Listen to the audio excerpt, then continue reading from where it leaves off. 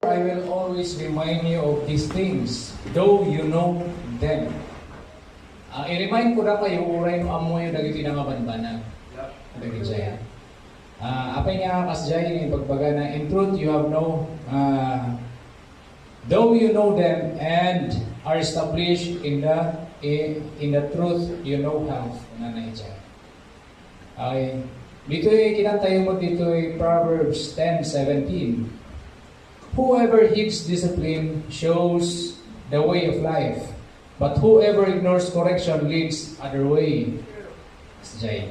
Malagi po naman minsan na kami nga ang sursuro. Kanay po may example lagi estudyante. Ngano adati hangag deng kan adati ang grab, adati ang absent. Kanayon mo nga pagbagaan na gito eh. Kanayon mo ang ikanti advices na tapos tuloy na mag-eskwela. Kat anya iti relation na ito'y panagkomunyon tayo. Kaya niya po Diyos nga maparemind tayo nga kaslayo dyan mga mangyayari kasikular. Anya? So apay nga dinumingo komunyon. And I know, kanayon yung mga ganda ito eh.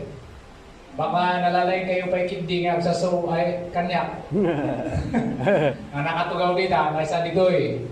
Naabay, dinumingo tayo mga dagito ita. Alang nga dinumingo. Diyan gayang discipline kay magbagan ti military, kasama gayang di mati character ijay. I am listening to nagayong kumag nga ni one-man standing army ni Colonel Ginulbay nga may interview kay dati kuan ni Colonel Iklalin ngayon na magano diay nga amin nagyada heroes so nanggap iti kuan ni General Yugyug nga taga Ifugao istoryana nanggap iti kuan ni Nilungig nga taga Mountain Province nanggap man iti kuan ni Ginulbay nagano tinanggap na Bigdilag naging famous iti military nga kuan. And then talking about